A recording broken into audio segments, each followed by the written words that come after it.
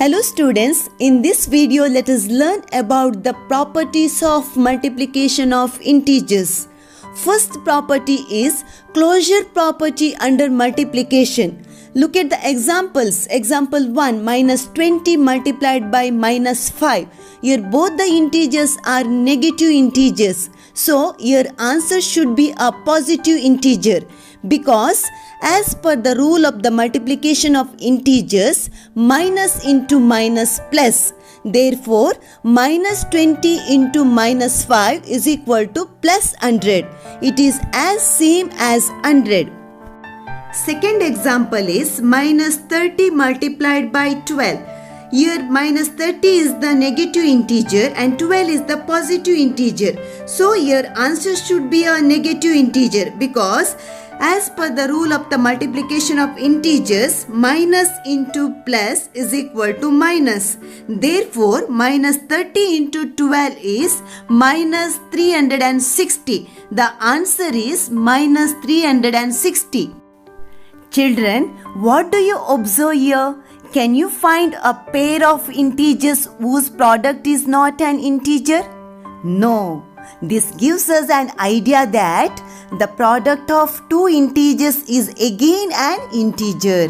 It means when we multiply two integers, the product is always an integer. So we can say that the integers are closed under multiplication. Hence, if a and b are any two integers, then a multiplied by b is an integer. Second property is commutativity of multiplication or commutative property of multiplication of integers. Let us multiply any two integers in different orders and see whether their products are same. For example, 3 multiplied by minus 7 is equal to minus 21. Now let us change the order of the numbers. Minus 7 multiplied by 3 is equal to minus 21. So, 3 into minus 7 is equal to minus 7 into 3 because here in both the cases the answer is same, that is minus 21. Observe the next example. Minus 5 multiplied by minus 9 is equal to 45. Now change the order of the numbers. Minus 9 multiplied by minus 5 is equal to 45. Therefore, minus 5 into minus 9 is equal to minus 9 into 5 because here in both the cases the answer is same, that is 45, even when we change the order of the numbers. Dear children, what do you observe here? Do you find any pair of integers for which the products are different when their order is changed? No. While multiplying the two integers, the order of multiplication does not alter the product. It means even when we change the order of numbers, the product remains same. So, 3 multiplied by minus 7 is same as minus 7 multiplied by 3, which is equal to minus 21. In general, if a and b are any two integers, then a into b is equal to b into a. This property is called the commutative property of multiplication of integers. Next property is multiplication by 0. We know that any whole number when we multiply by 0 gives 0. Look at the examples. Minus 3 multiplied by 0 is equal to 0. 0 multiplied by minus 8 is equal to 0. 16 multiplied by 0 is equal to 0. 0 multiplied by 9 is equal to 0. This shows that the product of an integer and 0 is always 0. If a is any integer, then a into 0 is equal to 0 into a is equal to 0. Next property is multiplicative identity. We know that 1 is the multiplicative identity for whole numbers. Check that 1 is the multiplicative identity for integers as well. Observe the following products of integers with 1. Minus 6 multiplied by 1 is equal to minus 6. 1 is multiplied by minus 6 is equal to minus 6. 1 is multiplied by 7 is equal to 7. 1 is multiplied by 9 is equal to 9. This shows that 1 is the multiplicative identity for integers also. If a is any integer, then a into 1 is equal to 1 into a is equal to a. What happens when we multiply any integers with minus 1? Look at the following examples. Minus 3 multiplied by minus 1 is equal to 3. 3 multiplied by minus 1 is equal to minus 3. Minus 6 multiplied by minus 1 is equal to 6. Minus 1 multiplied by 18 is equal to minus 18. From the above examples, we get additive inverse of an integer a when we multiply minus 1 to a. That is, a into minus 1 is same as minus 1 into a is equal to minus a. Children, what do you observe? Can we say minus 1 is a multiplicative identity of integers? No, minus 1 is not a multiplicative identity of integers.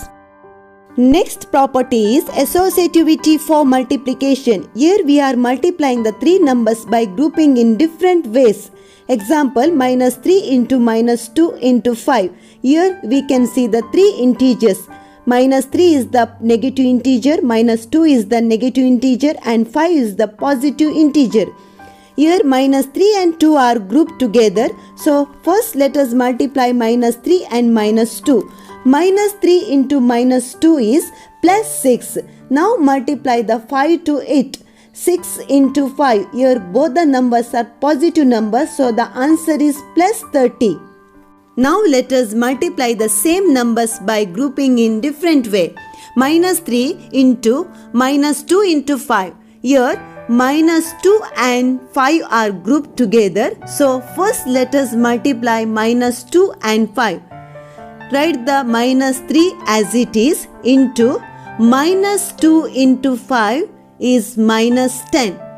Now multiply the minus 3 and minus 10. Minus 3 into minus 10 plus 30. The answer is plus 30. Therefore, minus 3 into minus 2 into 5 is equal to minus 3 into minus 2 into 5. We get the same answer in both the cases. Children, does the grouping of integers affect the product of integers? No, the grouping of integers does not affect the product of integers. The product of three integers does not depend upon the grouping of integers, and this is called the associative property for multiplication of integers. So, in general, for any three integers a, b and c, a into b into c is equal to a into b into c. Last one is the distributive property. According to the distributive property, multiplying the sum of two or more addends by a number will give the same result as multiplying each addend individually by the number and then adding the products together. Example, 10 into 6 plus minus 2. Now let us add the 6 plus minus 2. 6 plus minus 2 we can't add because they have the unlike sign. So 6 minus 2 is 4. Now multiply the 10 by 4. 10 into 4 is equal to 40. Now let us multiply the each number inside the bracket by 10. First let us multiply 6 by 10. So 10 into 6 plus, now multiply minus 2 by 10. So 10 into minus 2. Next step, 10 into 6 is equal to 60 plus 10 into minus 2 is equal to minus 20. Now add the 60 and minus 20. We cannot add because they have the different signs. So we can subtract 20 from 60. 60 minus 20 is 40. Here in both the cases the answer is same, that is 40. So, the distributivity of multiplication over addition is true for integers. In general, for any integers a, b and c, a into b plus c is equal to a into b plus a into c. Now let us verify 4 into 3 minus 8 is equal to 4 into 3 minus 4 into 8. Now first let us solve the left hand side. 4 into 3 minus 8. First complete the subtraction. Here we can't minus the greater number from the smaller number. So we'll minus the 3 from minus 8. The answer is minus 5. Now let us multiply 4 by minus 5. 4 into minus 5, the answer is minus 20. Now let us solve the right hand side. 4 into 3 minus 4 into 8. First let us multiply 4 by 3. 4 into 3 is 12 minus, now multiply 4 by 8. 4 into 8 is 32. The next step, 12 minus 32. Here we cannot minus the greater number from the smaller number. So let us minus the 12 from 32. So the answer is minus 20. Here in both the cases the answer is same. Left hand side is equal to right hand side. So 4 into 3 minus 8 is equal to 4 into 3 minus 4 into 8.